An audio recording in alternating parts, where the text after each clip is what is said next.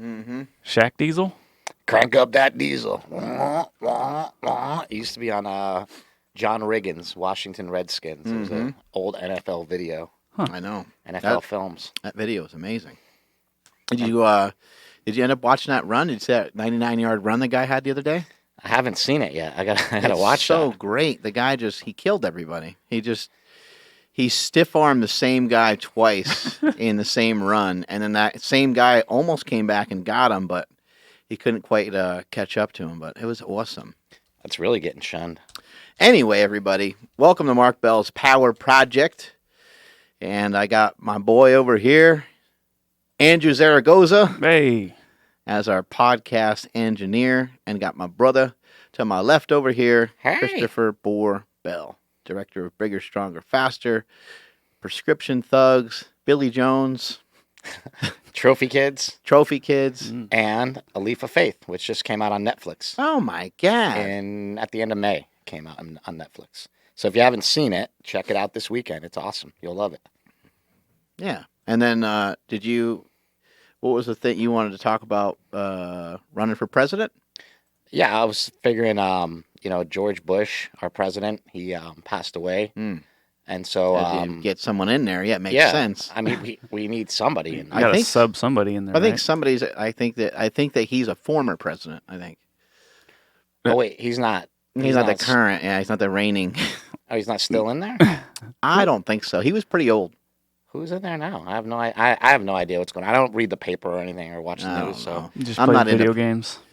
I'm not into politics. I just play video games like Super Smash Brothers, which just came out today, which I'm excited to try. Is that how you got so fat in the first place? Video games? Well, you can't get fat playing video games. You get fat playing video games and then eating crappy food along with it. I don't know. There could be some science showing that video games make you fat. Well, not just by itself, though. It couldn't. You never know. Well, I mean, just sitting down. Well, video games and fasting, you could do pretty good like that. You know? Probably get you turn soupy, right? But doesn't your metabolism slow down? Like if you're not moving? So but what if you eat a mushroom? You turn double size, right? You get super jacked. Who was telling us about mushrooms the other day? Oh man.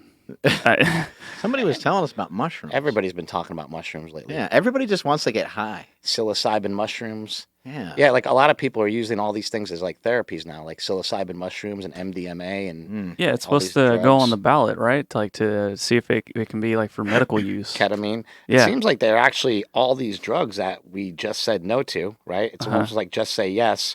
The drugs that are all illegal are being used now for therapies, and the drugs that are legal, that are like prescribed by doctors, are driving people crazy. Making people nuts. So I think it makes sense. Like we always talk about in this podcast how like nothing gets you to the place that we end up in other than like actually lifting weights. This feeling that we have from feeling like we hit a wall at rep number 5 but still pumping out 10 reps. You can't really duplicate that anywhere else except for and through something physical. But some of these drugs kind of get you to these different spots that you otherwise can't reach naturally either. So whether it's kratom or marijuana or just some alcohol or whatever, it's like there's a huge reason on why people take them and why people do them.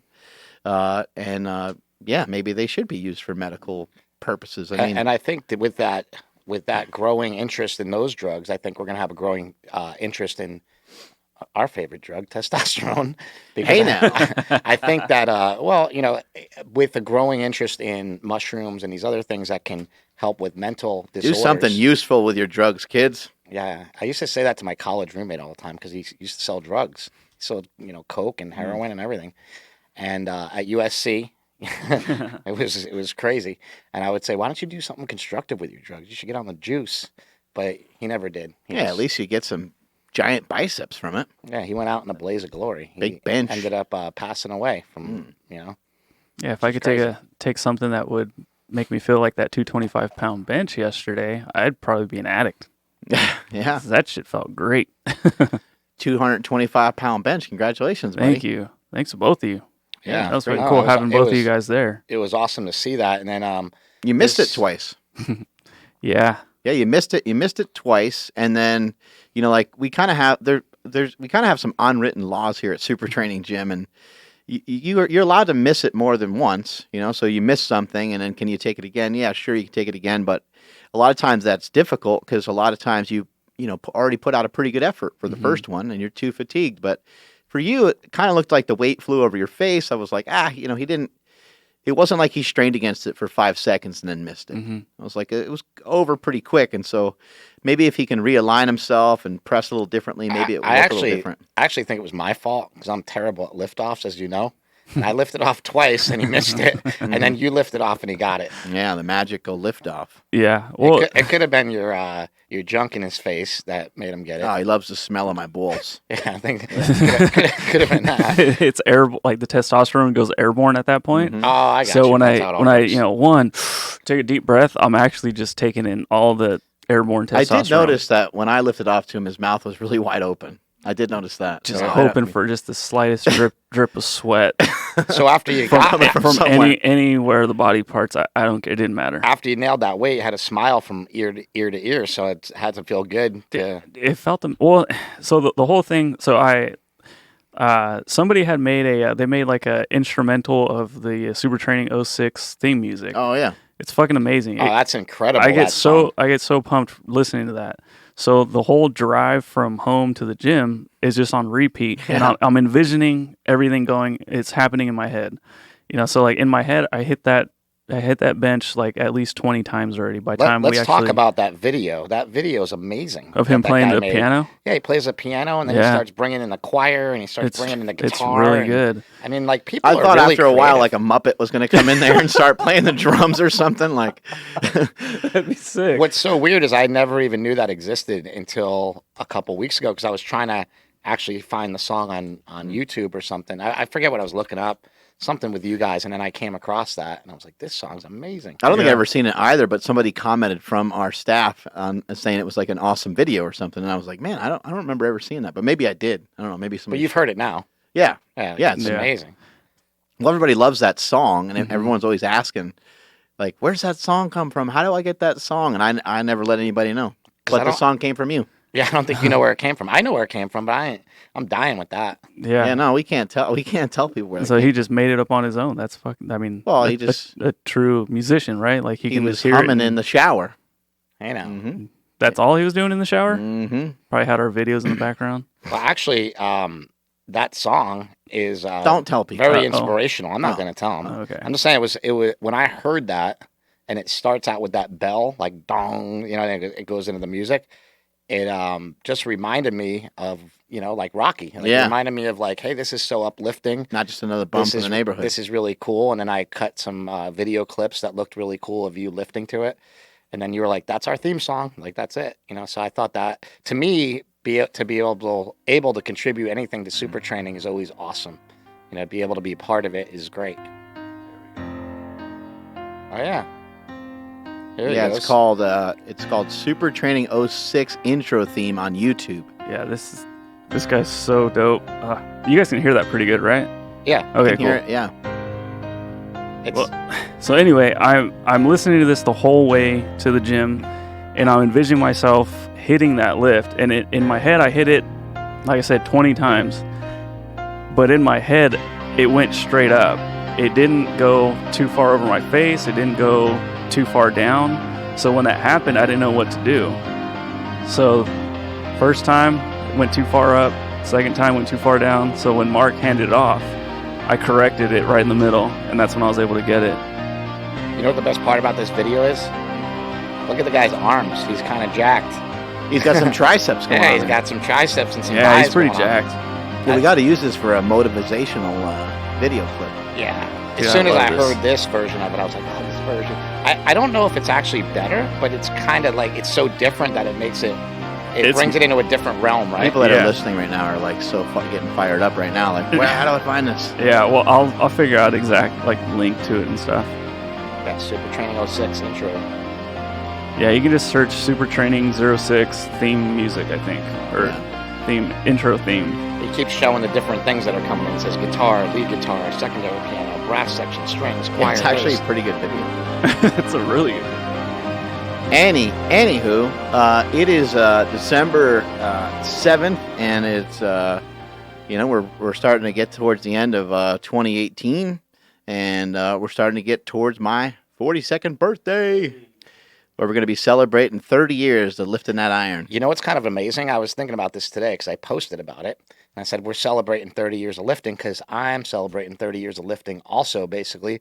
But I started when I was like 16. And Started from the bottom, now you're here. Yeah, well, remember I had my knee surgeries when I was 16. Mm-hmm. Never lifted a weight in my life. Dr. Strace. Yeah, and then in I started... Fishkill, New York. I started lifting, and you were pulled into it within a couple of weeks. Like, it wasn't very long before we're like, hey... Yeah. You know, what are you guys doing down there? Hey, you idiot! You should try this. What? Well, remember, Maddog got a Marcy weightlifting set. Oh yeah, that was a long. So I was probably younger than 12 then. Well, you were only like 10. Yeah, I think. And he got this Marcy weightlifting set, and Marcy was just the brand. I don't know, it was named after a chick, but it was a brand of lifting equipment. It was like a universal machine. It had everything on it. You could do bench on one side, leg extension on the other type deal. Yeah, but it was like a universal. Pull down. It was actually a pretty well made for the time home, little home gym. Yeah. And I remember our dad took some 2x4s, and he was so creative and inventive all the time. He took some 2x4s and he took some sheetrock and he made like a little wall around it. Yeah. And we had our own gym. Right. Like he built it in our basement out of nothing. Yeah. And then we moved houses. And when we moved houses, our dad was cool enough to say, you know what, I want to have a business I want to have an office for my business in our house, but the other side of it is going to be the weight room for the kids. Yeah, it was our gym. So in our basement, you had to like walk through our dad's office basically to get to the gym, kind of, or you just walk down the stairs and the gym was right there.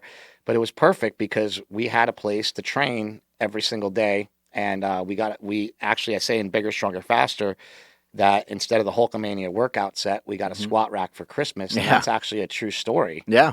Squat rack and 310 pounds or whatever it was, the Olympic weight set.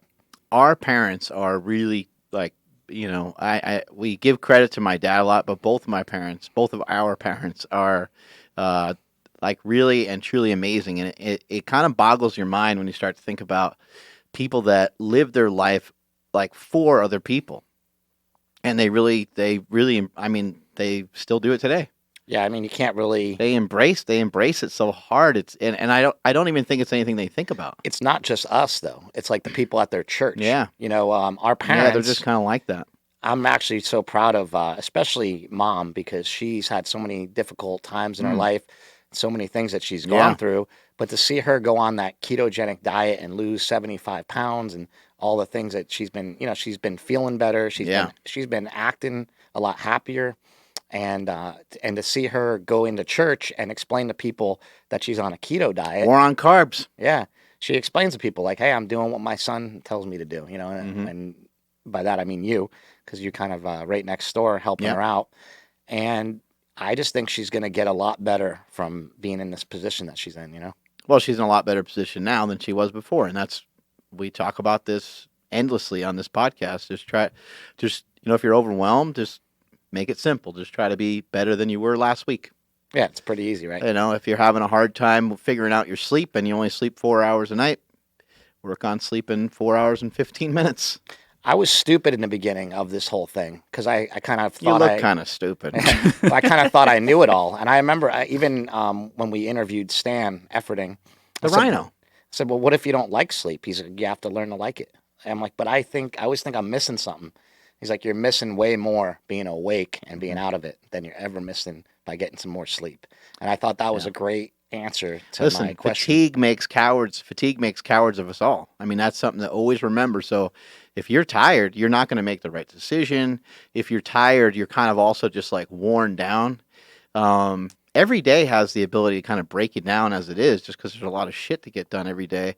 And if you're really tired or fatigued, you're going to keep choosing the easy road. Like, I don't need to go to the gym today. I went yesterday. And you can talk yourself out of stuff really quick. And it sounds really logical when you're tired. You're like, I think I might be getting sick. Like, I don't feel so good. I'm not going to bother. It's easy and you're like, oh man, screw it. I'll have some pizza tonight. Like, not a big deal. It's easy to get that conversation cranking in your head. And then Sorry. Go ahead. No, I was going to say, like, even the things like if you do muster up the energy to go to the gym or to work on that project, or like, like, oh, shoot, I do have OT, like, I'm going to work on that. You're not at your fullest potential. Like, you're barely even there if you're How tired. bad does it feel to be empty? Oh, Like the you go to worst. do something and you get like coffee, or you're trying to get fired up and you're like, I need something for this workout, but you're actually truly just sleep deprived. Yeah. Also, sometimes I'll get up at 4 thinking it's like the cool thing to do, and I'm exhausted by 10. And that's no good. Yeah. Just to get up, just to say, oh, I got up at 4 today. No, yeah, you gotta get to sleep. And I tell people all the time, set your alarm to go to bed. Don't set your alarm to wake up necessarily. Like have enough rest to that you just wake up naturally. Actually, every iPhone now, which is millions and millions of people that have one, has a thing called bedtime on it. I don't even know if people are aware of the new operating system, but it has a thing called bedtime where it sets an alarm for you to go to bed, and it tells you when to wake up. Get your ass to bed, bitch. So it actually is a double alarm, which is kind of amazing. Yeah, and it's great because, like, let's say you want to get up at 5 or whatever. You can, like, I'll show you right now, but you set the dial for how many hours you want to sleep. So, like, I don't know, Mark, you can see this, but like I can see it. Yeah. So it's like I want 8 hours. That means I have to go to bed, or have to be in bed by 9:30. Just does the math for you. I mean, we could all do it ourselves, but it's nice to have these little gadgets. It's pretty eye opening. Like, let's just say, like, somebody who doesn't wake up early and like, okay, I want to wake up at 6:30 a.m. It's not too early, but it's it's early-ish, and it'll tell you like, oh, you have to be in bed by 10:30 to get 8 hours of sleep, and you see that, and you're like, that's not hard at all. Yeah, and then it just sort of trains you to do it, right? And I think that's something that we learned from Lane Norton, was that our habits make our behaviors, right? Like he always harps on that, and just the habit of getting to bed is going to help you in the gym. It's going to help you in your work. It's going to help you everywhere. Well, it neurologically changes your brain. Like your brain forms different patterns. Like physically, like you can take your brain out, look at it, change your mind to do something, to like wake up early, look at it again, and it will look different. I'd have to say it made the biggest difference in my transformation from being a fat ass to like where I'm at now, was figuring out the sleep component. Obviously, food is a huge deal, but I think without the proper sleep, like Mark said, you don't make the right decisions, and then you just keep failing over and over. When I was getting ready for my bodybuilding show, I took 1 day off the entire time. The rest of the time, it was either cardio or training happened every single day, and or both of them happened every single day. I took 1 day off. I slept in on 1 day, just 1 day, and I was like getting in good shape, and I was leaning out, and I was like, hey, this is cool. And I got to a point where it started to get a little harder to see the improvements every day. Well, this 1 day that I took off, when I came back in the gym the next day, I was so much leaner. I felt stronger. It increased everything. This is 1 day. The entire time I was pretty sleep deprived, to be honest, because all the meal prep and all the different things I had to try to be on top of, I was probably sleeping 6 or 7 hours a day instead of the, normal recommended 8 hours, and waking up at, 3 to be or waking up at 2:45, getting a meal in and getting to Gold's Venice at 4 o'clock to train with O'Hearn. It was killing me, because I just wasn't getting to sleep.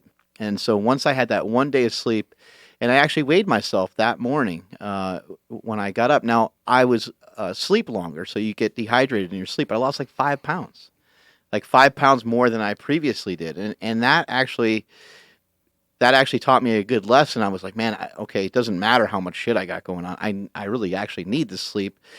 And from the time I was in Malibu to the time I got back here, I worked on sleeping a lot more, and you can see the transformation happen. Nothing else really changed. I did do a little bit extra cardio, but everything else was pretty much the same. When I got back here to Sacramento, I was like, I need that sleep. That's going to be the key component, and it was. It's crazy to see how your body transformed during that time too. And then I talked to a couple people. What made me really proud about you doing that was that we had some of the best bodybuilders that we know at Gold's Gym saying, like, your brother nailed it. We don't see anybody go that hard. That's, from outside this sport, usually you don't see anybody take it to that level of conditioning and stuff like that. So that was really cool to hear from people that we really look up to and we admire. So I like, the fact that you went all out. You didn't like skimp on anything. And it was a great experience overall, I think. It's respect, it's respect for the sport and all the people that we know.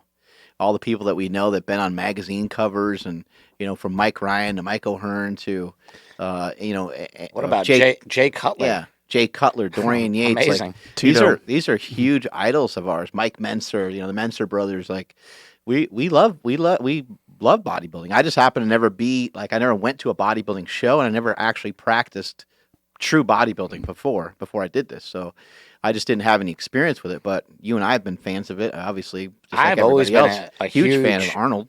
I've been a gigantic fan of bodybuilding forever. But I would always say, well, I don't want to be a bodybuilder. Because why? Because I was fat and I didn't know how to get out of it. I didn't know how to fix the problem.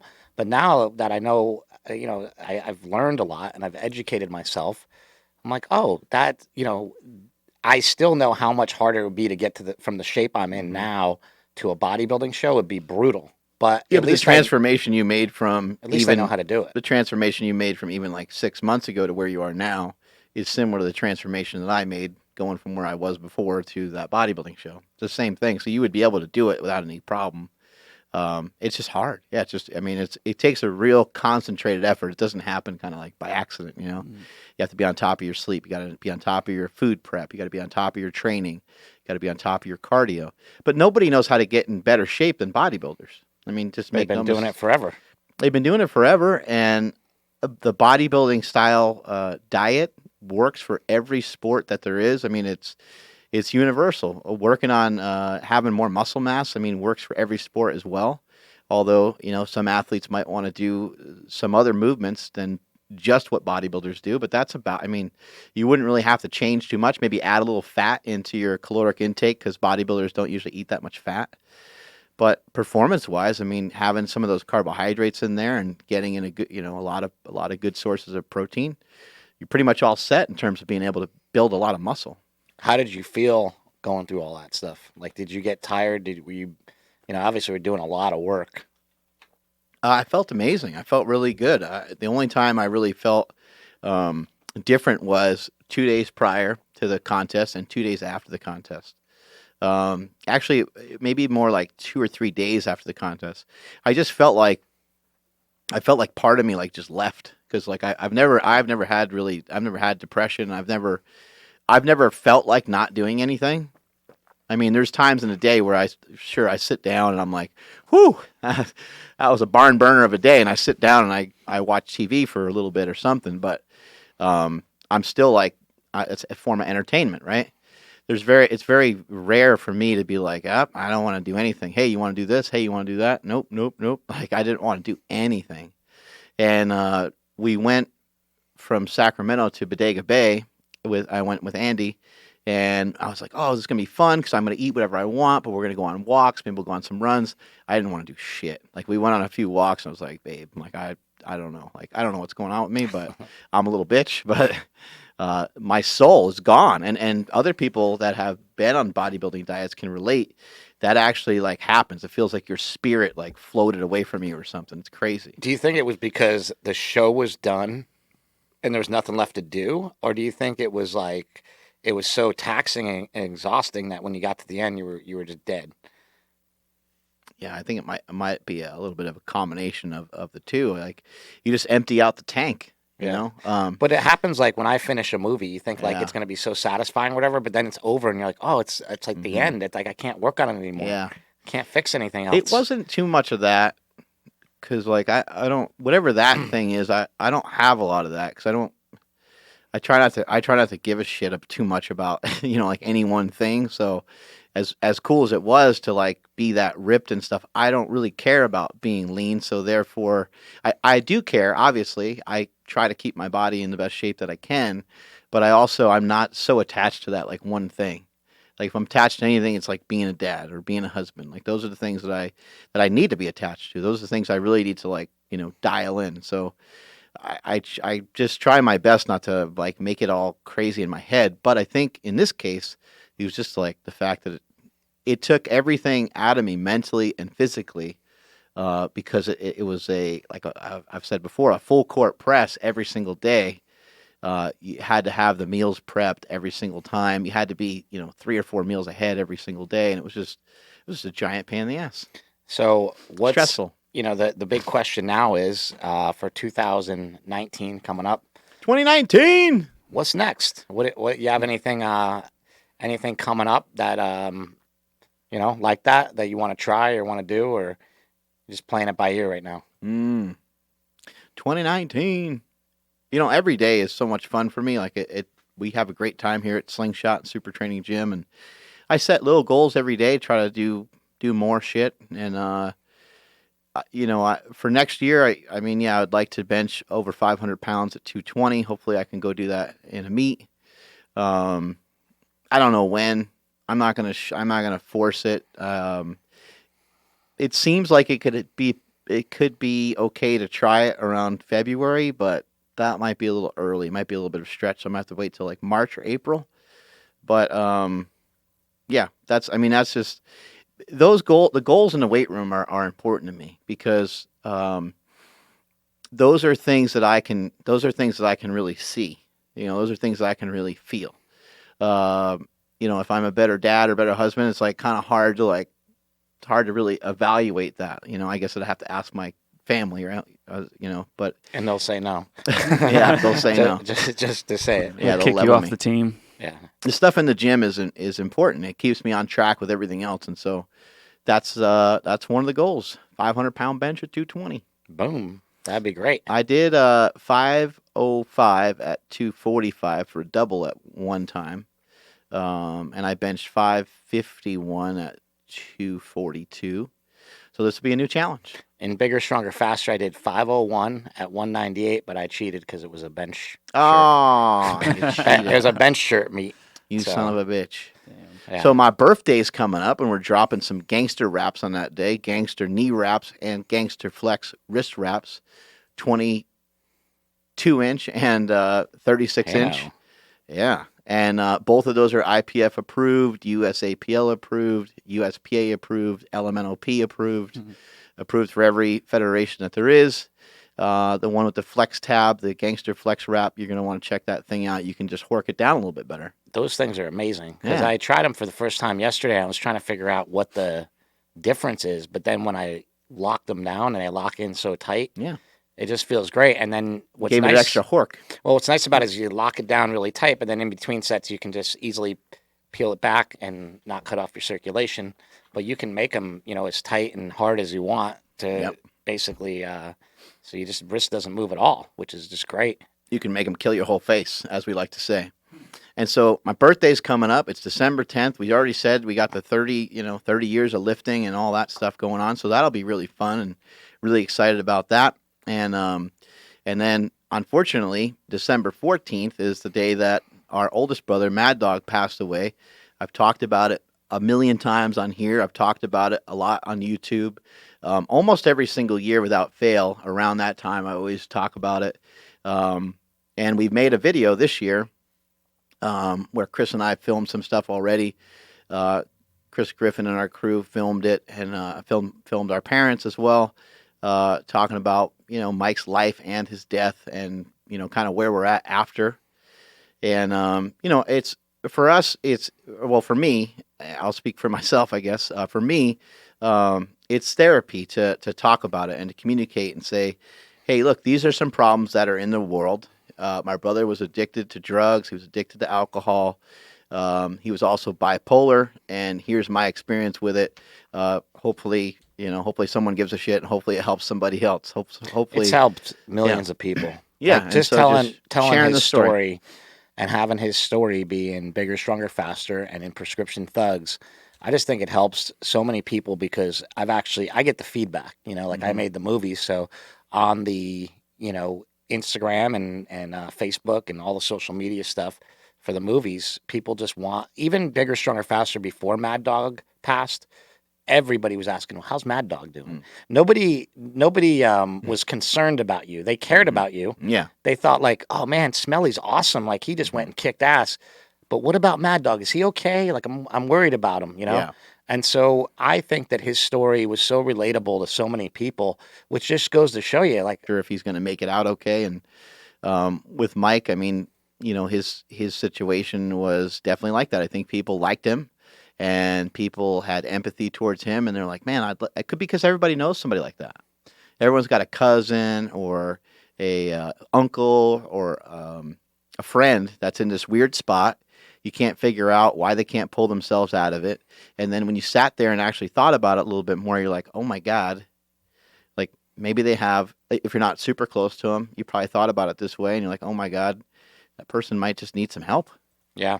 And it's hard because when I was, all messed up doing what I was doing, nobody reached out and said like, hey, you're messed up or hey, you need help.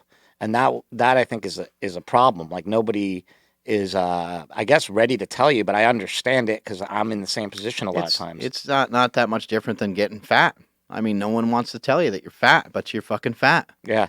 But you don't hear like, it. Hey, Aunt so-and-so, you're too fat. You gotta lose some weight.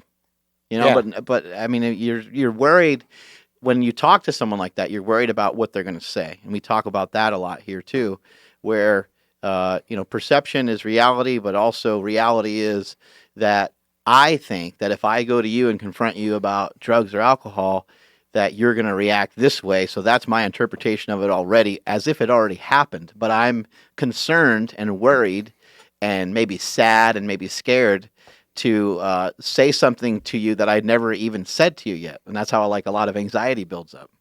Well, yeah, and 85% of the stuff that you think is going to happen never happens, they say, or something like that. So it's like you build up this story in your head that's probably not going to go that way. I always thought when our parents found out, I was like, oh man, I'm going to be dead. Like they're going to be so mad and they're going to be so upset with me.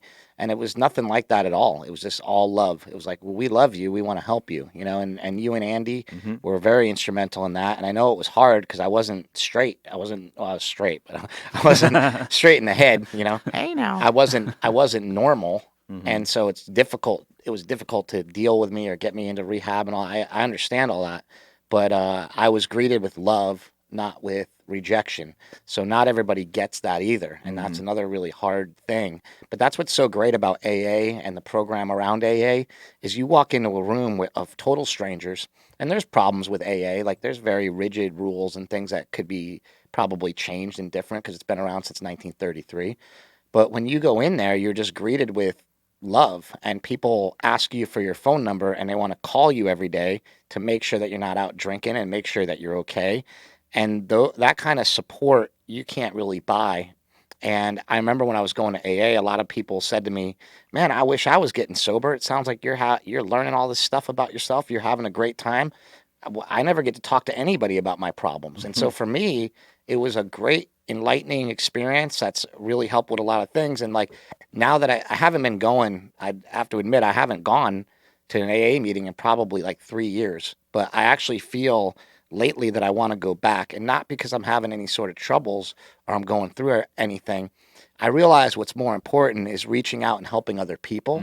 And so like I just want to go back and be like, hey man, I'm fine and I'm over here in the corner, and if you need help, come see me. And I think that just reaching out to people and helping people, it always holds you accountable, and it always actually helps you, usually more than it helps the other people, being of service. Yeah, you're still in development of working on all those things. So I don't think it's the end of the world that you're not in AA, because that's what you'd be doing. If you were there, you'd be working on yourself, which you are every day anyway. Yeah, but one of the most important things that ever happened actually came from you, because you were saying to me, it wasn't that long ago, you were like, hey, calm down. Don't worry about things so much. You're still healing. I was like, wow. Like, I didn't know I was still healing after all this time. You're like, yeah, you're still, like, you went through a lot of shit. You're still healing. Like, it's still, it's not. It sucks to say, but it's like starting over in a way. Yeah, it's like not an open and shut case. So you fixed this problem. You got your, like, lifting back on schedule. You got your sleep back on schedule. Did you get your career back on schedule yet? Not really. Not the way you want to. Did you get your, your love life back in order? Not really. Not the way you want to. You have your relationships with your friends? Not yet, the way that I want to. So there's a lot of things. Think about it. So many of those things were on hold, and you got the kind of use it or lose it type thing going on, where is like, if as healthy as I feel really good, and as healthy as you feel, if we're wiped out for like 60 days, we're in a hospital bed, guess what we got to do? Start over. We got to fucking start over. We got to learn how to walk. We've been walking since we were like 2. And so I've been walking for 40 years, and now just because I get wiped out for 60 days, I now have to like reevaluate how I'm going to take this next step, right? This is the same. This is the same thing, except for you were on the shelf for longer than 60 days. Yeah, You're on the shelf for a while, right? Trying to figure out things and you'd make a little headway, and then you'd have a setback, and make a little headway and have a setback. And when you go to something like rehab, it's interesting because I went for 90 days. That's what they usually say. You should go for 90 days. The research just points to like 90 to 120 days being sort of the sweet spot where people tend to not relapse as much and things like that. But the numbers still aren't really great for people that get out of addiction. And the thing is, like, I'm not out of addiction because like you're never like I guess that's probably why the relapse rate is so high, is because you're never really out of it. There's not really a term where they say, hey, if you stay sober for 3 years, you're out. Like, what's a good rule for everybody? No one is. Yeah.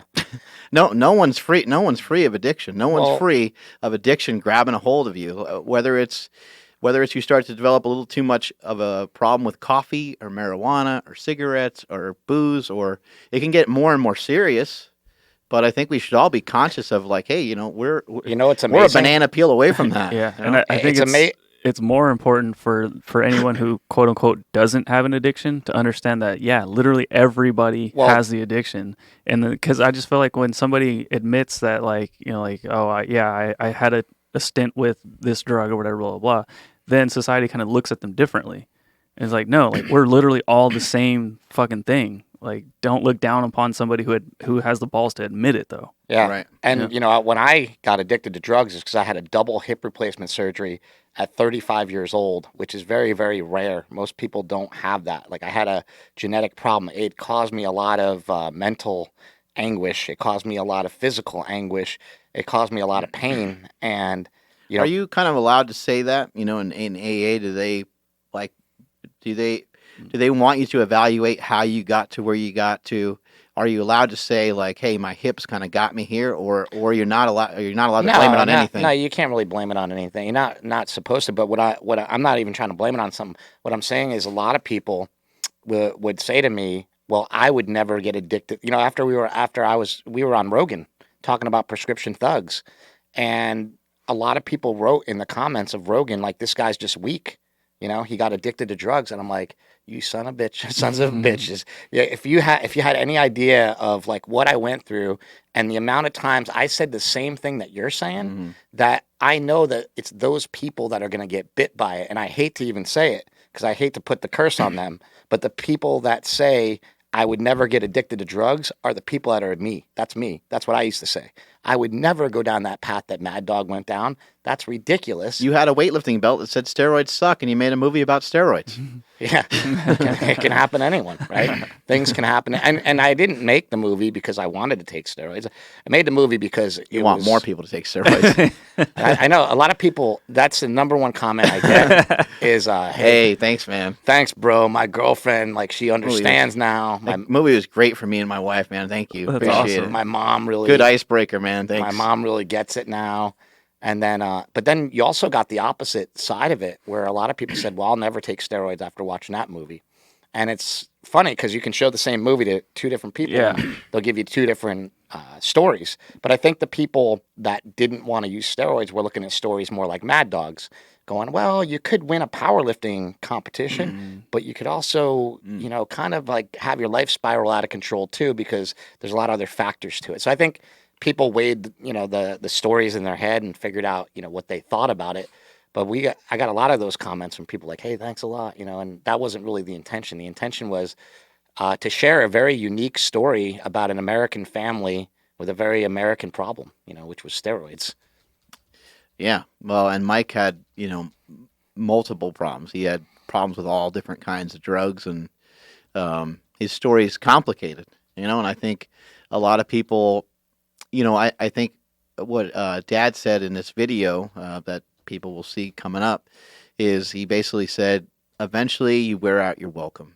It doesn't matter who you are. It doesn't matter if you are my buddy.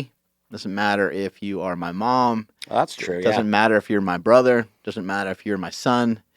You will eventually, your welcome will be worn out. Like, you can't live here until you're 55 years old. Like, it doesn't work that way, or whatever the issue is, right? And so that's what a lot of people don't really see is that they might think like, well, shit, man, like, where's this guy's family? Like, how come the family's not helping? Or they might think, why doesn't the guy have the like mental strength? Well, if you had the mental strength to stop, then you would stop. But it's not even mental strength. You're addicted to something, which you're kind of getting overridden by this addiction. That's why it's an addiction in the first place. It's almost like you don't have a choice anymore. And I think with Mike, I think he didn't have a choice that he was bipolar.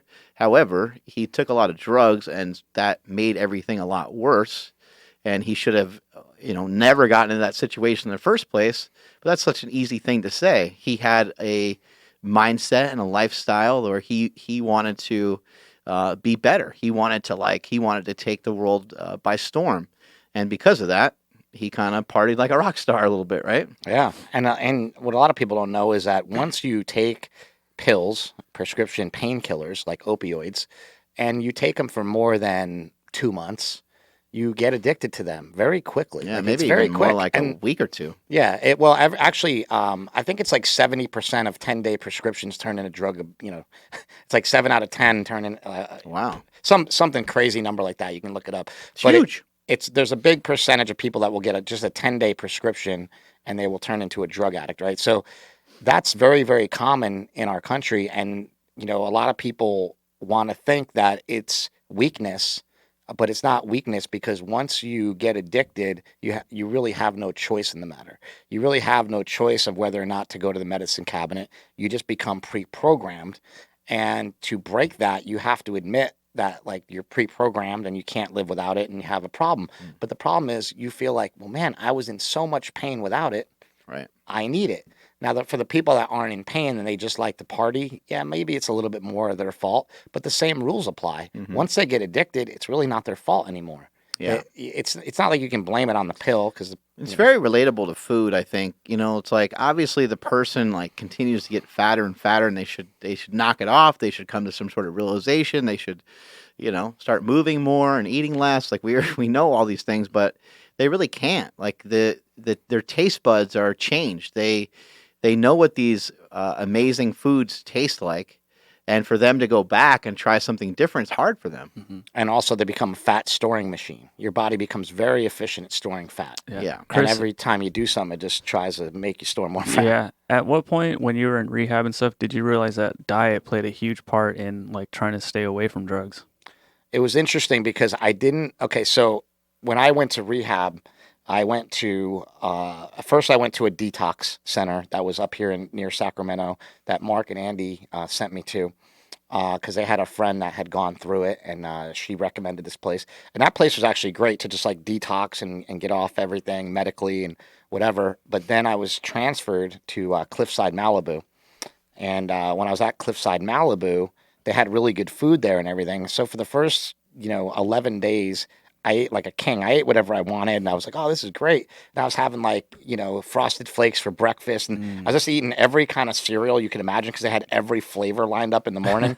But they also had like eggs and bacon and this other stuff, right?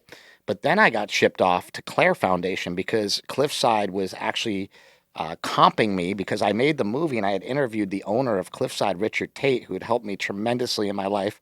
And he was nice enough to say, hey, man, just come to our place. We'll take care of you. And this is a really expensive rehab, right? One of the most expensive in the country. So I got hooked up. And I'm very fortunate in that way, because I don't know where I would have went. But because they couldn't afford to keep me anymore after 11 days, I had to go to this place, Claire Foundation, for like 20 days and then come back to Cliffside when they could accommodate me, right? So for the 20 days I went to Claire Foundation, the food there was like second day food from like all the local grocery stores. They would like donate all the leftover cakes and cookies and all the things like that. Right. And the bulk of our food was like, you'd get some sort of like meat, some sort of pasta, some vegetables, and then you'd get like all these cakes and things for desserts, right? And everything was pretty bad for you except for like whatever the main meat dish was. So they said, well, what's wrong? Aren't you going to eat? And I'm like, I can't eat this. I'm allergic to carbs. And they were like, what? You need to get a note from you can't be allergic to carbs. And I'm like, yeah, I'm allergic to all this stuff, because I just knew that was a mess. And none of it looked good either. So I was like, oh, this looks so bad. So I basically started a war on carbs because it's something that I'd done so long ago, but I didn't do it for the purpose at all of, mental clarity or thinking like, oh, this will help me with my addiction. I did it because like the food was so gross that I wanted to find a way out. I was trying to work my way around the system. So they told me I had to get a doctor's note in order to be allergic to carbs. And I got a doctor's note that said I was allergic to gluten, that I needed to be gluten free. So I couldn't eat any of the breads or any of the whatever. So what they decided to do was like, we'll just double you up on meat. That's okay. We can accommodate that. So they doubled me up on meat. And I just ate meat and vegetables the whole time. For 20 days that I was in Claire Foundation, and I started losing weight. So when I came out of Claire Foundation, I was, I went in at like, I don't know, 250 or something. And I came out at, 230 or something. And then when I went back to Cliffside, since they had all these clean foods, I would forego the breakfast cereals and all the crap, and I would eat like chicken and fish and, whatever, way before I really got into like carnivore lifestyle, but I was eating kind of like lean meats, and then I would have some fruits and I would have some, some vegetables or whatever like that. And I lost even more weight. And I remember when I left rehab, I was like 217. So I had like lost a lot of weight and I was feeling a lot better, but I still never really made the connection because I went off of that for like about a year, and just because I was out of rehab. So I was like, the only thing I have left in my life is food now. The only thing I can celebrate with or, have fun with is food. Or so I thought. I think that's stupid now that I even thought that. But I, had that in my mind that like, okay, I can have whatever I want now because I'm out of rehab and I can't have drugs or alcohol. So I might as well eat myself to death, which was just not to death, but like, just eat whatever I want. And I got really fat again. And that's when one time I came up here, I trained with Mark. I couldn't bend down to deadlift the bar. I couldn't, I was just too fat again, and I just couldn't move good, didn't feel good. And Mark and I went to Makuni, which is a sushi place up here.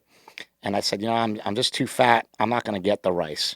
And he's like, you know what, man? I'm not going to get the rice either. Forget it. Like, and we toasted a piece of sushi. And I think one of us said, like, here's the war on carbs, right? As it sort of just happened. Like, here's the war on carbs. And we said we are going to do it until like the Olympia. Yeah. It was like a month and a half, 2 months away or something. We're like, man, that's a pretty long stretch to go no carbs. And we did it. Yeah. And actually, I kept going for a while. And I remember I called you one time and I said, hey, war on carbs, we're still going, right? And you're like, oh, no, I stopped like 15 days ago. And so I was like, you did? I kept going. And well, that's why the book, too, like, in the war on carbs, I explain to people, like, just go for as long as you can. Like, who cares about these, like, quote-unquote refeeds? You need to get glycogen. It's like, oh, a bunch of bullshit. Just go as long as you can. If you can go 5 days, that's cool. If you can go 30, that's great. But, go 10 days and then go 5 days and then go 4 days and then go 20 days, right? Like, why not? You can allow some cheats in there and you can mix things up. And it's not the, like we say all the time, and it's not the be-all, end-all diet. It's not, there's no magic to it. There is no magic pill. Yeah. But what is magical about it is that you can eat foods that most people that get themselves into a bad position with their weight actually like. A lot of people like steak. Yeah. A lot of people like burgers. A lot of people like those kind of things that you can eat on a ketogenic diet. So I feel like it actually is pretty helpful to us fat guys who like to eat like that, I do think there is some magic in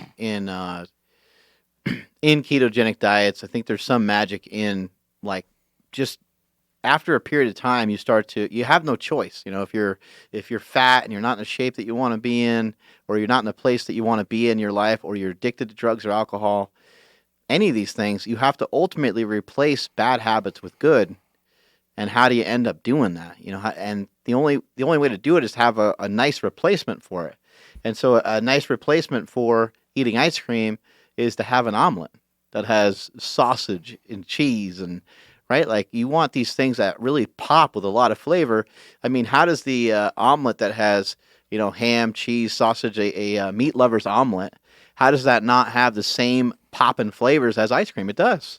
Yeah. Right? It doesn't taste the same. I understand one's sweet and one's not, but it's very, like, savory. Like, that's going to get you through. So if you can cook up a bunch of bacon at the end of the night because you're you just want to snack on something, that could be an option for you. I think what's interesting is a lot of people, they'll keep going like, eat real food. You have to eat real food and this and that. But we got our mom started by sending her like keto cheesecakes and keto pecan pies and keto ice cream and say, hey, mom, why don't you just try this, right? And that's what got her into ketogenic dieting. And then she said, I no longer want these things. I'd like to eat real food, right? So you can start somebody out. You can start this any way possible, right? Yeah, you can start with exercise. You don't even have to start with any changes to your diet at all.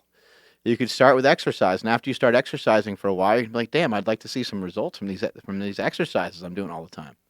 And the only way that you're going to do that is to try to figure out how to shed a couple lbs. Yeah. The funny thing is about training, and people go, oh, you just need to train. You need to move more, right?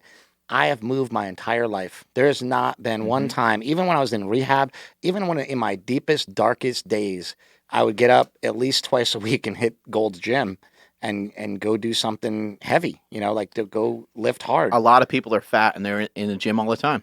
When I tore my tricep, Super Training Gym is a great example. Yeah, when I tore my tricep, I weighed about 230 pounds, and I that day when I tore my tricep, I benched like 455 raw in the gym, right? I was strong, and then I went and blew out my tricep, and it was like game over, right? But that's it's I forgot what I was going to say, but anyway. Well, you need to have control. You need to be able to have control over your life. You don't just let life happen to you. You don't let life just freaking run you over. You have to have some sort of control. And those of you that are in the gym that don't have the body that you want, you need to start to figure out, okay, well, what are some habits that I can have, and what are some thoughts I can have that are directed towards my goal? Because anyone can have a 6-pack of abs. I know there's like people kind of debate that. Like, look, man, if we strip us all down, like we're all quote unquote lean because we're all muscle. And yeah, like one person might have more muscle than the next, but if you're 200 pounds and you get down to 190 pounds, you're going to look a little bit more muscular. When you get down to 180 pounds, you look a little bit more muscular. You might have to weigh 150 to be like, for whatever person we're talking about, they might have to really scale everything down. But if you don't gain control and you don't have the ability to replace your shitty habits with good ones, or if you don't even see the light from the good ones, then you don't really stand much of a chance. Sometimes I'll recommend to somebody on like Instagram or something, might say, hey man, I got these really sharp food cravings at night. Like, what do I do? I'll say, go for a walk. And you might be thinking, man, going for a walk. Like, okay, well, you asked me what to do. You asked me what to do, and that will help. It's something different to do. What if you just realize that you are a total puss?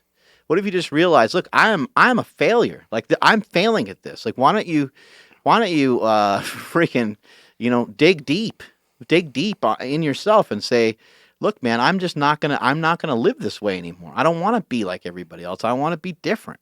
And to be different, you're going to have to make some sacrifices. And going for a walk is a great idea. Another simple thing is eat some more protein. Because like I told you that we were talking about this the other day, protein leveraging, right? Like every animal on the planet has a protein requirement that they have to hit. And if they don't hit that, they will keep eating. And they will keep eating other things also until they're full, right? So their body's always hunting down protein. So on average, the American male gets, how much protein do you think the average American male gets a day? 80 grams. 102. So close. And most people weigh a lot more than that, right? Mm-hmm. So in order to maintain protein. Most people weigh more than 102 pounds. Yes. Yeah. Protein muscle synthesis. Some kids in elementary school at this point. So in order to, Well, imagine what our kids are eating protein-wise too, in accordance to their body. Well, and the kids are way lower. Yeah, kids are way lower. And with a lot of fructose is also from all the fruit juice. And then the average woman eats about 80 grams a day. And that's just not enough in order to satiate them. So almost everybody needs to double.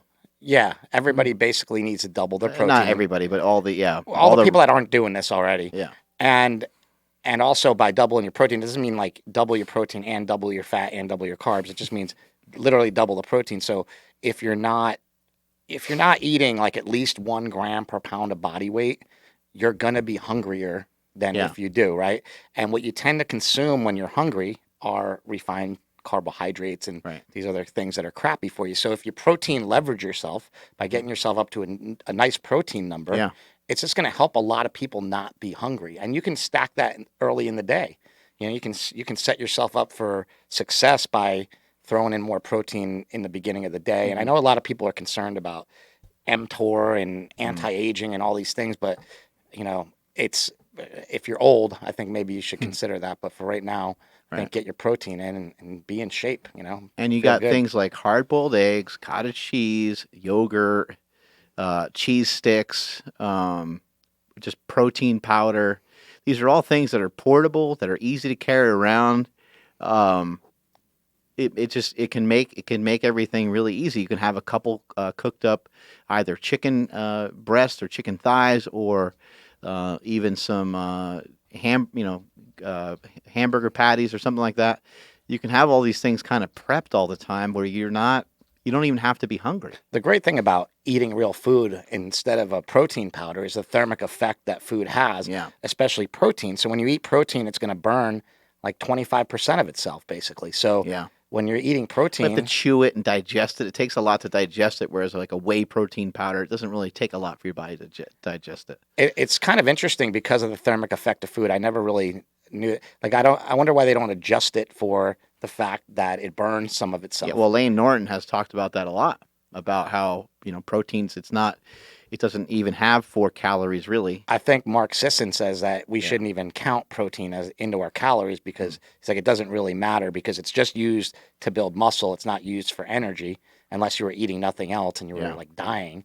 And so he's like, I wouldn't even factor that in. He doesn't even factor it into his diet, which is kind of interesting. Well, some people do the same thing with fiber, right? They don't factor fiber into their actual diet, into their actual calories, right? Yeah, and a lot of people don't factor in even vegetables because they're like, it doesn't make that much of a difference. And they're probably right. If you're getting really strict and doing a bodybuilding show or something, you probably want to factor in as many things as you can. But, Yeah, I didn't count any calories. I did weigh some of my food, but it was more like, for me, it was more like just don't eat a lot of fat, eat a lot of protein, and my carbs were low anyway. So have you ever been able to count calories? Have you ever done that kind of thing? I have. I've written it down and charted it and like all that stuff, but I don't think either one of us are wired that way. No, I just think it's a waste of time, personally. Yeah. But however, I will say if it's working for you, don't abandon it because I said so. If it works, it works. The proof is in what has worked for you. If it's truly working for you and you're happy with where you're at, then I would keep on keeping on. But I never found it. I found it to be a waste of time. Well, it's the same thing with like journaling your workouts. I know people that they can go back and look, 10 years ago what they did. Mm-hmm.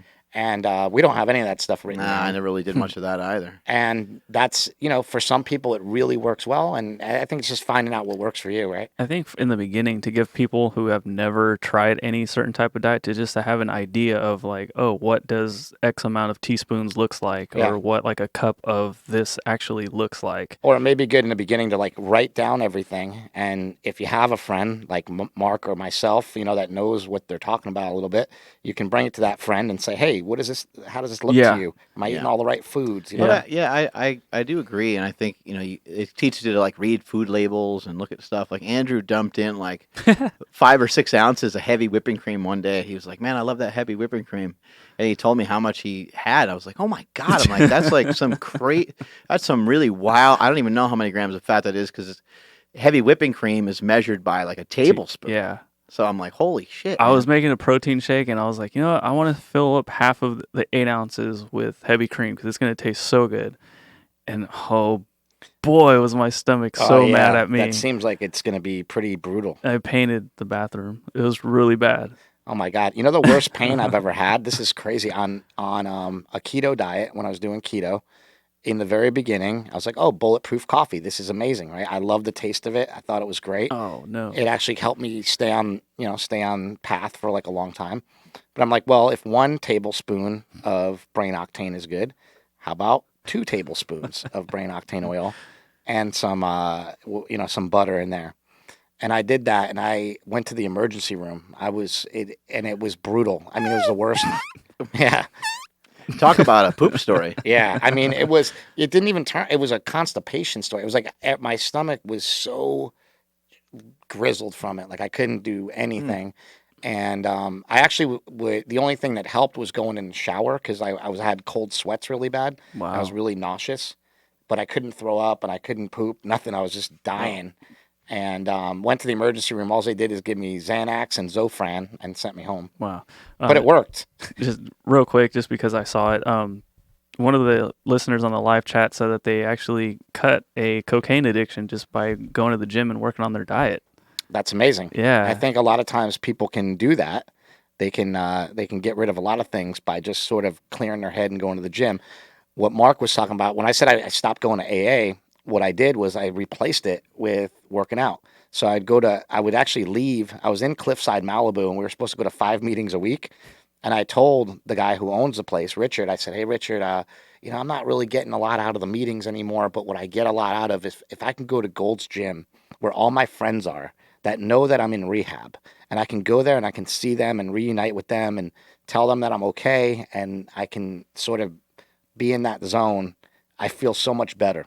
And so he let me, instead of the meetings, go to Gold's. Oh, that's cool. And so like nobody else really knew. It was kind of a thing, like between me. But he saw that it was something that you cared about. And it was work. him, and also the other counselors were like, yeah, you're good, man. Like I had special treatment, because I think they just knew that they sort of knew my circumstances, and they knew that I was dying to get out of there and finish Prescription Thugs. I was still making my movie. I was halfway through making it when I got in there. So they knew I wanted to get the hell out and go do something with myself. And I was a little bit of a different case than a lot of other people. So when someone enters rehab, or someone's like, if somebody comes to you or whatever, does that conversation ever come up as far as like diet and exercise?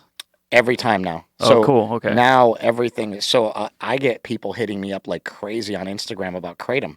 And they say, I need to know more about Kratom. I gotta, and they put all of their faith. This is finally the answer. And you know what? I give them right back. No, it's not. The answer is you need to go on a low carb diet of some sort. You can pick a keto diet. You can pick a low carb Atkins diet. You can pick a carnivore diet.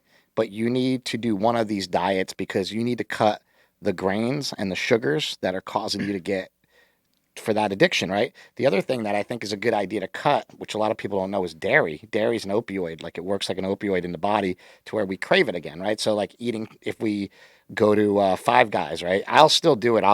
I'm guilty of it. I just went to Five Guys and I got the cheese. Last night we went to In-N-Out. We got double Flying Dutchman and I got the cheese. For the most part, though, unless I go to those two places, like I pretty much cut the cheese. No pun intended. Hey, he's been waiting all day to say that. Pretty much cut the cheese out, and for the most part, cut out dairy, except for once in a while when the cold brew is a little too bitter. Throw a little half and half in there, but just a little bit, like less than I used to. But a lot of these same foods will drive us to go back to the refrigerator, right? And so we want to avoid that. So I had no idea. It's not like cheese will drive you to take opioids, but cheese will drive you to eat more cheese. Well, and so will like ketchup. I mean, like if you start mixing tastes, that's gonna give you cravings. You need to have foods that don't have a lot of ingredients. That's why I think 2, 3, maybe 4 ingredients at the most. Like not anything over that. We talked about dopamine fasting the other day. And I think where you basically just shut everything off electronic in your life and you just be with yourself and you don't stimulate dopamine in your brain at all. And I think a carnivore diet is great like that, as far as like stripping everything out of your diet for like maybe just a week, just to see that you can do it, just to know. But people are you a can bunch go of weak ass bitches, so they won't even try it for a day. Just try. I'm telling you, just try some of this shit that we talk about on this podcast. Just try it for one day. Just get a feel for it. I tried it for 2 weeks because we were making a movie. Yeah. And you had, you brought Dr. Baker up here and I, every time you do something for the movie, I want to make sure that we're giving it justice. We're doing the right thing. So I was like, well, I'm just going to go on his diet for the 2 weeks before. Here we are 11 months later and I'm still on his diet. I'm still doing it. Yeah. So switching over to carnivore diet was the first thing that actually made me like feel better as far as my back. Wow. It was the first thing where I was like, this is drastically different. But it was the first time I had ever, I did a ketogenic diet a while back, but I was not in pain. So to do that after being in pain, it was the first thing that made me feel better. So I'm like, and it was the first time that I had completely cut out all like bullshit carbs. I was like, oh, this is kind of awesome.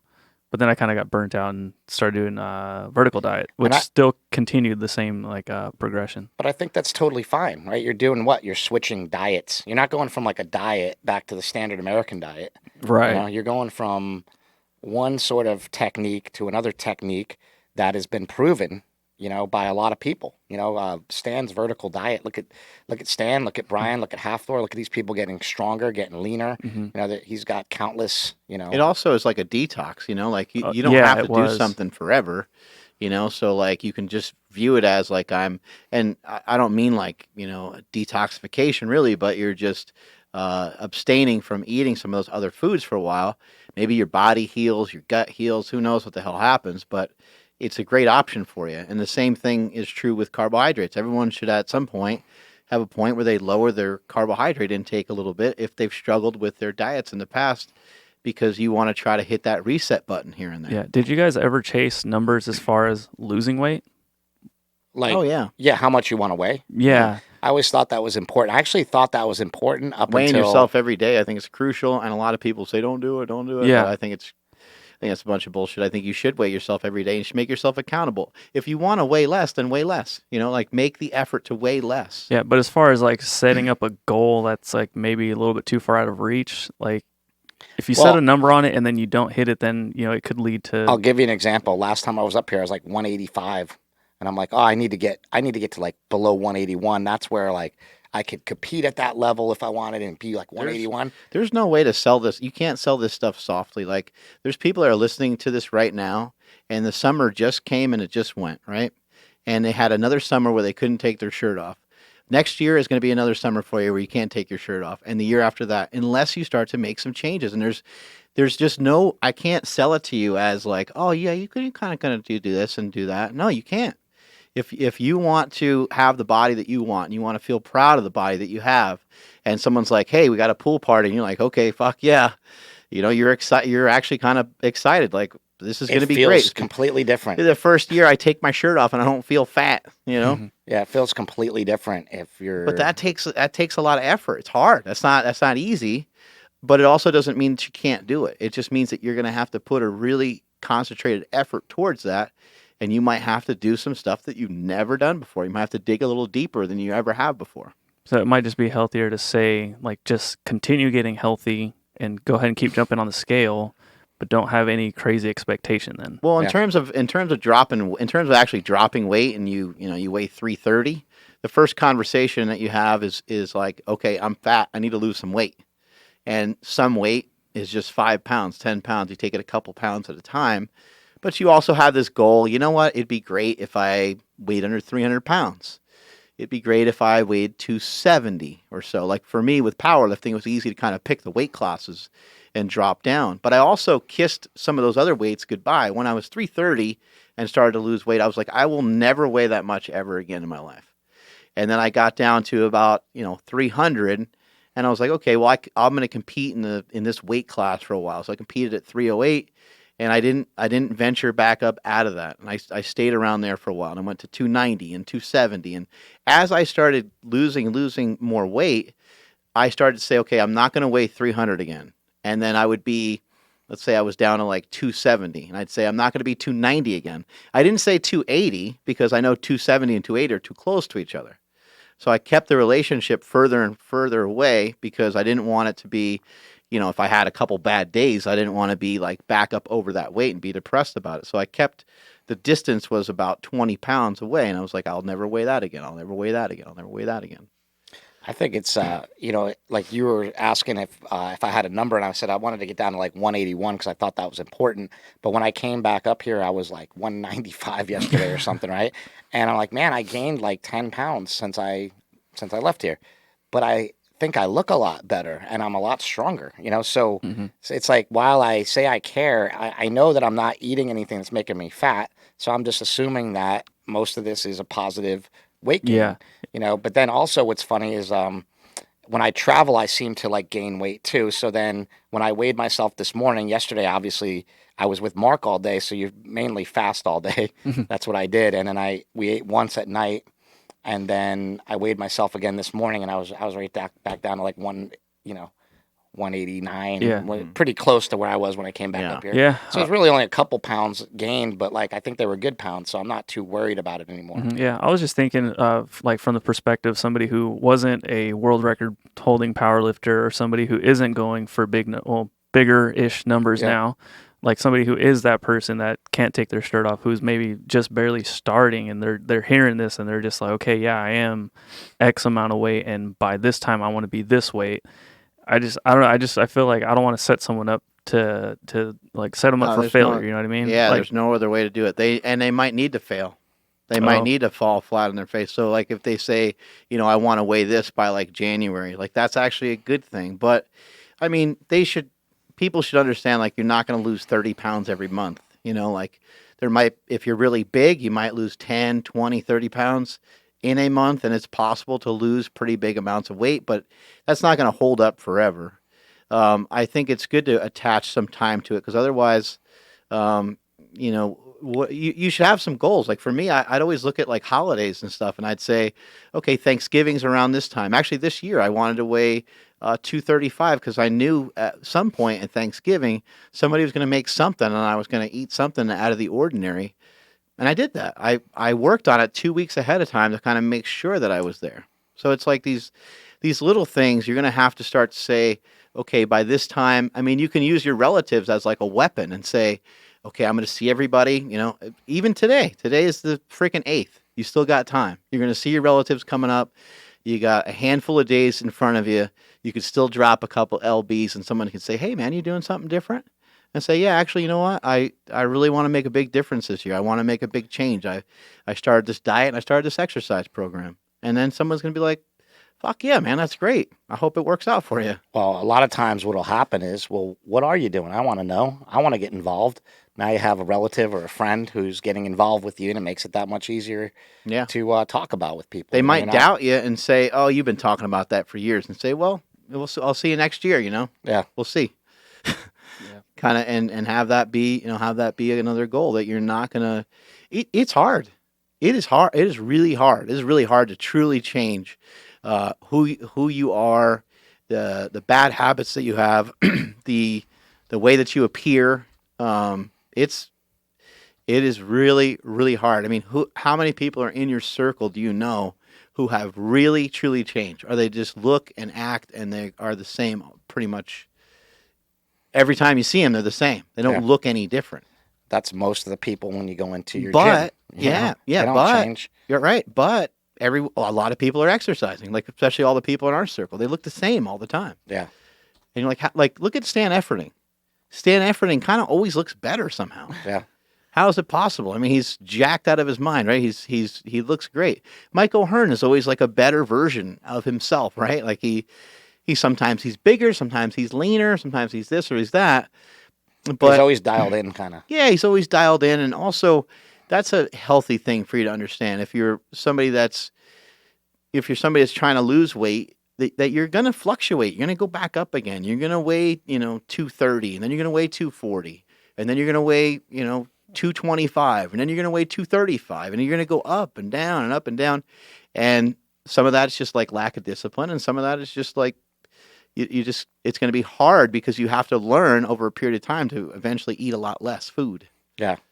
And when it's like sometimes we'll eat a lot less food and our metabolism slows down, right? And then you need to know, like, okay, I'm at too much of a calorie deficit and I need to eat some more food and come back up, right? So there's both sides of the coin there. Like I did a keto diet. I wasn't eating enough protein and I got kind of skinny fat. Because I wasn't eating enough calories and enough protein, and I was wearing myself down on cardio, and I was sort of catabolizing myself. I was in a catabolic state, not an anabolic state. And so you have to be able to recognize those things as well. But as you go through all this stuff, you really learn so much about your body. I don't think I knew anything about, I wasn't in touch or in tune with my weight or my body or how it fluctuated. And now I'm just so in tune with it that it feels good, that I feel like I know what I'm doing. I feel like if I gain a little chub or something, I know how to get right rid of it. Or if I get a little too light, I know how to get rid of, to get back up to where I need to be. I don't know how you work it out, but like I weigh myself multiple times a day. Like I usually weigh myself twice a day. I weigh myself just about every morning and I weigh myself just about every night. very rarely am I like impacted by weighing myself though. I'm never like, if I didn't lose the weight that I wanted, I'm not surprised by it because like I know I didn't do the stuff necessary to like to have the result. And I think people are just they're getting on the scale and they're like, oh, like I gained 2 pounds. Oh, maybe it's just water. No, maybe it's just that you don't have your shit together. Like it's not easy. It's hard. It's difficult because you're trying to change these habits that have been locked in. You've been locked into these habits for a long time, and you have to treat yourself differently. It's the only way that you're ever going to get past it is you have to look in the mirror and say, okay, the thing that I need to get past is right there in front of me. It's me. I need to get past myself. I need to get over it myself. Same thing with drug addiction. Same thing with food addiction. Same thing with being fat. Same thing with being too skinny. Same thing with the negative self-talk that you give yourself, the negative reinforcement we give ourselves every single day. You're going to have to figure out, okay, dumbass, stop saying this negative shit about yourself all the time and start to have some positive narrative towards, I'm going to start to make changes. Here's how I'm going to start to do things. Stop complaining about things that just are the way they are. There's no like, AA sucks, man. What's your other option, dickhead? Yeah, who cares? Just go. It's what you have. So get used to it. There's a bunch of losers there. There's, they don't understand me. Guess what? You're a loser too because you're there. My coach doesn't understand me. That's why I never played. Or right? Like you hear these things, it's like, man, that's crazy talk. You're talking like a fucking crazy person right now. And people need to straighten up, and they need to get stronger. They need to get tougher with themselves. I think a lot of people are guilty of that. Like I'm guilty of that sometimes too. I'm guilty of it. That's how I'm able to talk about it. You start blaming somebody, and then you're like, wait a second. I'm actually blaming myself like right now because I'm involved with this project too. And I'm trying to throw the blame on that guy because he's involved, and I want people to think he's the guy messing it up. But really, the person messing it up is me, or I'm part of the mess up too. And so by being accountable to things, I think that's really important, is to stay accountable to everything that you do or set out to do. Yeah, and try. Don't just sit there and say, oh, yeah, AA doesn't work, or I'm not like them, or I'm not this, or I'm not that. It's like, well, you haven't even tried. The biggest problem in our society is people not trying stuff and people criticizing things that they've never tried. Yeah. I talk about this all the time with the carnivore diet because you have people like Rhonda Patrick who wrote a 30-page takedown of the carnivore diet, refused to be in our movie. And it's like she never tried it. She never even tried keto. So I'm like, well, how do you know? Like, how do you really know until you've done it yourself? Yeah. And, it's like you can write a 300-page takedown, and I'm not going to read it until you do the diet. We had a Rosemary Bell checked in, and she said she lost 75 pounds, but she's still not going to take her shirt off in public. Hey, well, thank you, Rosemary. That was funny. But it's great. It just always makes me mad when people want to try to tell you, don't do something, but they have never, ever tried it at all. And they don't know if it works. Never put up any points on the scoreboard. Yeah, so it's like, how are you going to tell me that this is bad for me when there's nothing to really say that it's bad for me, and there's nothing to really hone in on that could be hurtful. So I just don't get it. You got to try stuff. You got to experiment, and for now, I'm messing around with a bunch of fasting, and I'm learning a lot. Like I'm weighing myself, and sometimes it's really actually crazy because of the fast. You end up losing a lot of water weight. And so you're like, man, my body weight fluctuates a couple extra pounds more than normal. And it's really crazy to see. But also, there's been a few nights now where I've eaten too much.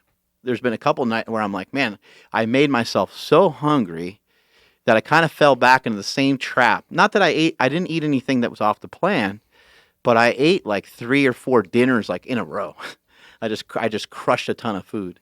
And that's not really a problem. It's just something for me to be aware of. Now I'm like, okay, well, let's see if we can fast and try it again. And let's see if we can gain a little bit more control. And then let's try it again. So like last night was better than the night before. The first two days I tried it actually worked out pretty good because I got to actually eat a little earlier, which was nice because then I was able to kind of stretch the food over a long period of time, and I wasn't like ravaging the food.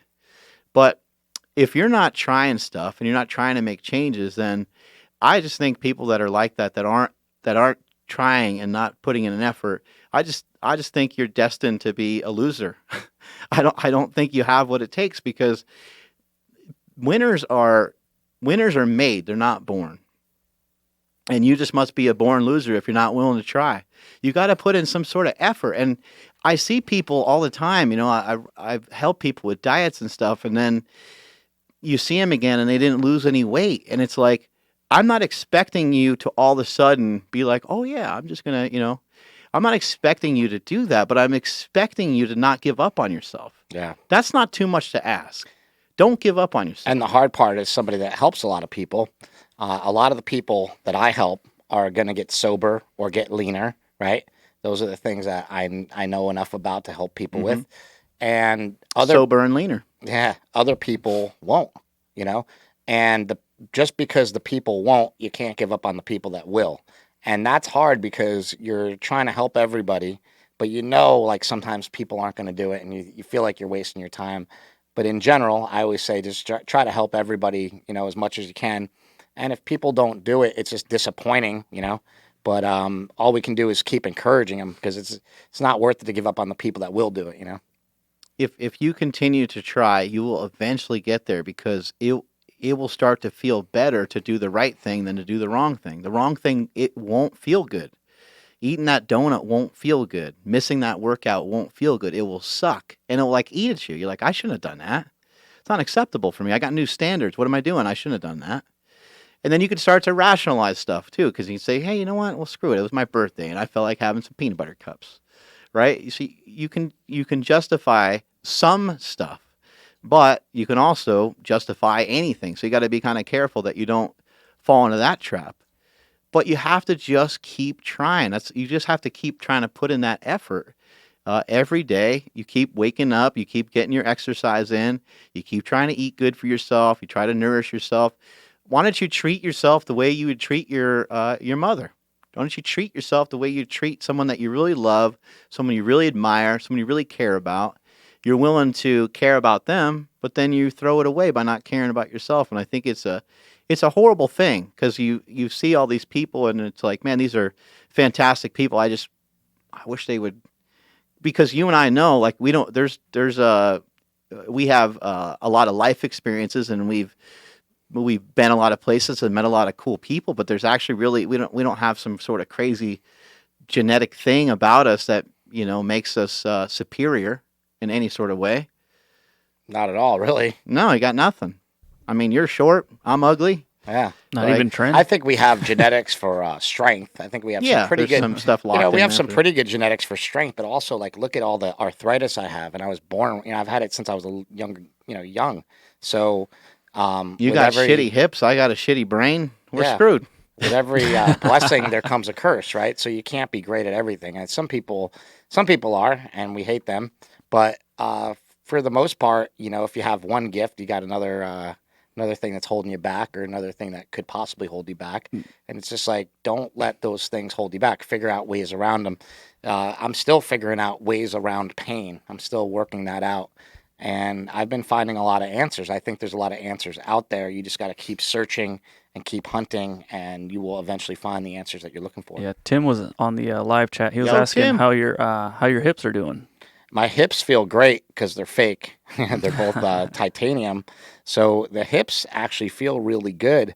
The problem is because I have arthritis, the joints that aren't fixed, that's what really hurts. So my lower back hurts, my knees hurt, my ankles hurt, my shoulder hurts, my elbow hurts, So all that kind of stuff is banged up and it gets achy.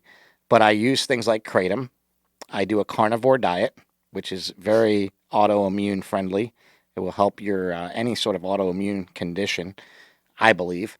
And I take Moriva curcumin, which is another anti-inflammatory supplement, and that's a special kind of curcumin that has been shown in studies to reduce inflammation. Who knows how well it actually works? I don't feel anything from it. I feel a lot from kratom. And I also get a lot out of the diet. I think those are the two most important And you move things. a lot. I move a lot. And the other thing that I do that's great, I think, is I'm lucky enough to have a hot tub in my community here where I live.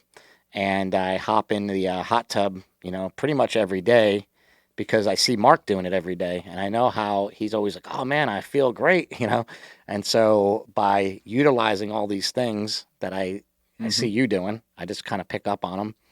And I say, you know what? I can just walk over to the hot tub every day. It's not in my house, but it's like it's a good reason to do a 10-minute walk. It's a great example of evaluating like what's something that you can do. What's something that you can do that someone that's around you that's successful at it? What's something that you can adopt? Maybe you can't afford to spend 5 days in a row in the gym and work out for 3 hours. But maybe there's some other attribute about that person that you could adopt. Maybe just the simple act of them getting to the gym every day at a certain time. Maybe you can start to develop a schedule. I think the 10-minute walk has been amazing because low hanging fruit too. Yeah, it's not hard.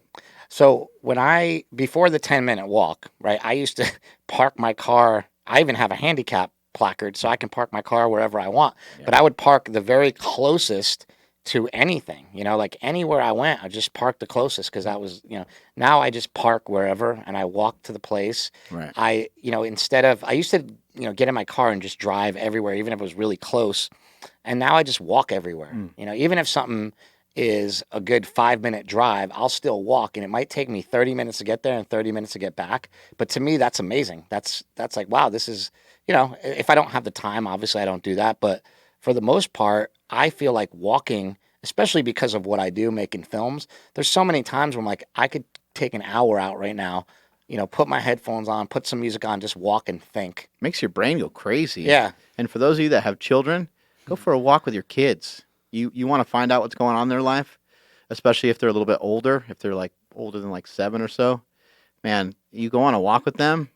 Well, it's amazing. Their little brain's going to light up, and you're not going to hear the end of it. It's like we go with like Jake or Quinn, we'd be walking, and they won't say anything for the first 5 minutes. It's just kind of silent. You're like, oh, these kids aren't going to say anything. And then they just start pouring out all sorts of stuff. Hey, you know this, you know that. I went on a walk with Jake last night and with Dad, and then when, me and Dad were talking the whole time, and then Jake didn't say anything. He was just kind of listening, and it was actually all good stuff for him to listen in on. It was perfect. But when the walk stopped, we were just about to go inside, and Jake was like, hey, Dad, he's like, I'm really starting to like lifting, like we're doing it in PE. And I was like, cool. I said, okay, well, what do you want to do? What do you want to do about it? He's like, I don't know. And I said, well, do you want me to bring you to super training on the weekends? He's like, that'd be cool. I was like, all right, sounds good. Meanwhile, you're freaking out on the inside, probably. Yeah, no, I'm like Rocky montage, boom, play the super training anthem right there. You know what's amazing about Natty Jake? anthem. Jake was always tall and skinny, but now he's starting to fill out. Like he's starting to get like huge. Well, he knows about the powers of a flannel too. That makes you look thick. You know? Makes you look like a lumberjack. But his legs and stuff, he has smelly ass now, which is great. Smelly ass. Yeah, he's got smelly ass. So smelly. We used to try to avoid that. Now it's bubble in. butt. He had a bubble butt all growing up. I got to show you a picture I just took of him in front of the Navigator, and you can't even see the Navigator. His butt is so big. Yeah, it's in the middle of his back for some reason. Makes no sense. Starts at his traps and ends at his calves. Hey, my mama gave me this ass. I know. Know what I'm saying? She's listening in, I think. Oh, yeah. Well, she should be proud. Yeah. Shake what your mama gave you, they say. She's always proud. She's always fired up. Mm-hmm. She is. All right. Well, I think we're going to bring this one in, reel her on in. What's something that you want to share with people about your big bro? Maddog, that is, not me. I'm only like figuratively bigger than you, but I'm not your big bro. You know what? I was talking about this before, and I said the only thing that's really sad about Maddog is I wish that he had gotten to see what you put together here. It's fantastic. It's amazing. It's like, to me, it's I think I'm more proud of you than I'm ever proud of myself, because it's hard to be proud of yourself. Like, I'm really proud of myself on the back for whatever I did. So to me, I think Maddog's joy for things, like he really liked to see us succeed, which was really cool. So I wish he would have saw that. But what I'd like everybody to know is that we talk a lot about Mad Dog and we talk a lot about his problems. But he was a guy that just loved everybody. He really, really did. He would sometimes he was very loving. Yeah, he was a big teddy bear, and so he would be. And like, he was really sensitive. I remember insanely sensitive. I remember tough the guy, but sensitive. One time, the Undertaker got on TV and he goes, "I hate everyone," and Mad Dog's like, "He stole my gimmick. He stole my line."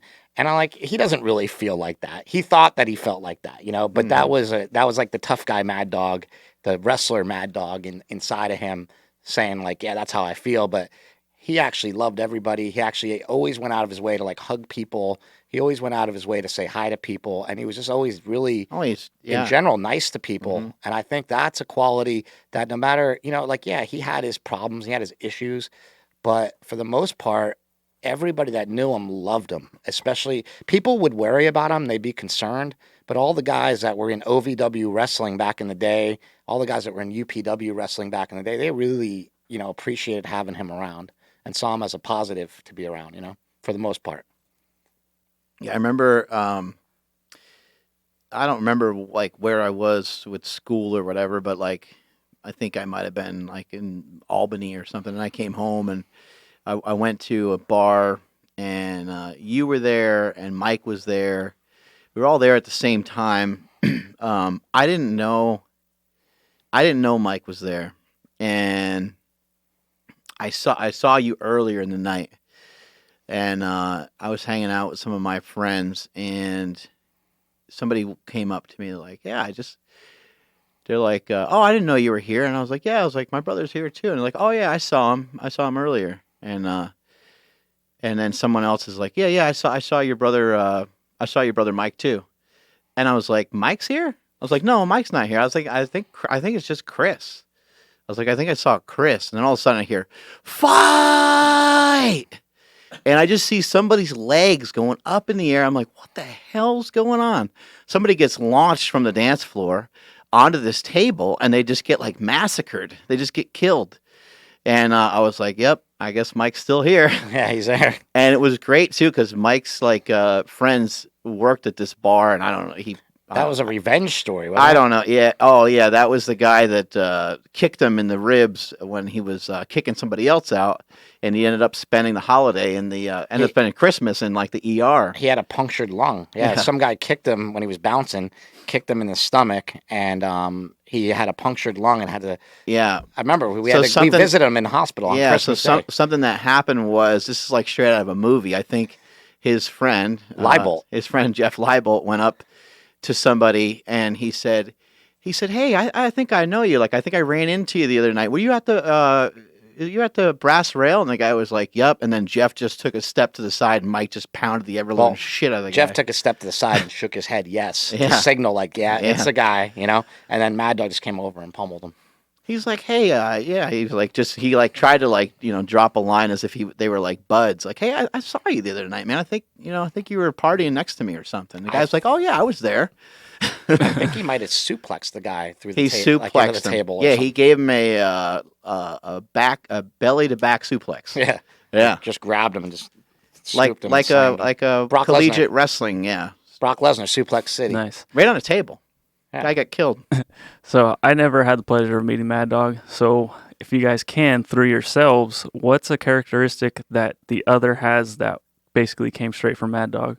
Oh no, I don't know. Let me see. If I had to say a characteristic, maybe even just a habit, a thing. I don't know. I think Mark's kind of like opposite of a lot of it. Yeah. But I guess we all have like a little bit of a temper. Like we all get like kind of like frustrated easily at things. So I think all three of us kind of like have that. It's easy to get like frustrated. But one of the things actually that Mark definitely has, I've come to it now because it's a good trait, leadership. Mad Dog was always the captain of the football team. Like I was never a leader, even though I direct movies. I was never like really like a leader as far as like a group leader. I was always kind of off on my own, leading my own army of myself and a couple other weirdos that follow me. But Mark's a leader here for all of you guys. He's a leader on the business front. He's a leader in the fitness community. He's kind of a leader at everything that he puts his mind to. And I think that Mike is the same way, where he would lead everything. He was always the captain of the football team. If he worked at a bar, he was the head of security. If he worked at a restaurant, he was the head chef. Didn't matter what it was, he was always at the front and center and the leader of everything he did. Wow. Hey now. Hey. The only thing I can think of that you have that's the same as him is addiction.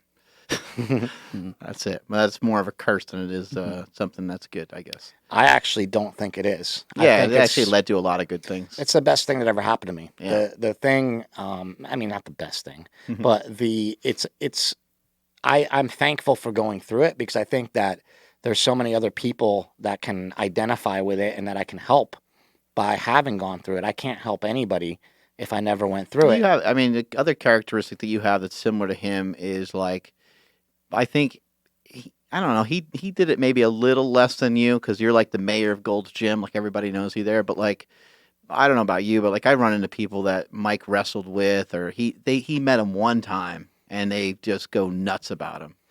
They're like, man, I'm I remember, and I'm not as personable that way. I mean, if somebody meets me for the first time, yeah, I'm going to try to take time with them as a fan or whatever. But like, that's actually not easy for me. I don't like doing that. I'd rather just not talk to anybody. Yeah, but I just saw like two people come into the gym. Yeah. I think you have it too, right? Yeah. You kind of like don't think you have it as much. Well, no, what I'm saying is I have to do, like, you got to work at it. I have to kind of be like, okay, I got to go do that. Like, it's like my job, Yeah. But it also, I enjoy it. I do love it. I love the interaction, but it's a little bit of a fight for me to, like, I have to consciously go do it. And that kind of makes sense. You were always a little bit quieter. And like, what's funny is, as much as you're a leader too, people would meet Maddog and they'd say, he's so outgoing, blah, blah. And then they'll meet you and they'll be like, man, Mark is not, like, he's so kind of like down to earth and chill. I thought he was going to be all fired up when I meet him. Like, you're not, like in a seminar, you'll be pumped and you'll be telling people like all these full bore things. And then in real life, you're just more, down to earth and mellow, where me and Maddog, we get all excited when we're all fired up and we're telling people stuff.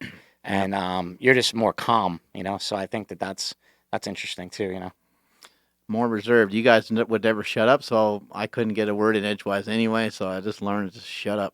Yeah, just keep your mouth shut. Shut up, fly under the radar. Don't ever have anybody have any real expectations of me. Do you remember this line? Don't let your brothers overrun your conversations. That's that from. I know. Rosie, bigger, stronger, faster. Amazing. Some good editing on that too.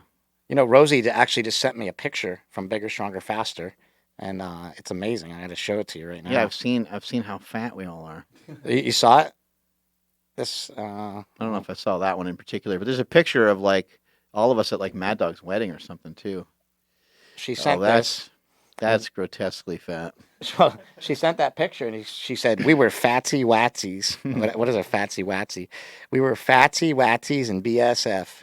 Yikes. LOL. And it's great to see her. I mean, look at it. She's lost so much weight since that picture. Mm-hmm. Yeah. I'll have to post that up. Your family's so fat. What? I know. All right. Gangster wraps are dropping. Gangster flex wrist wraps and gangster knee wraps dropping December 10th. Make sure you go check out markbellslingshot.com. Make sure you check out markbellslingshot.com to buy all that stuff. Strength is never weakness. Weakness is never strength. Catch you guys later. Later.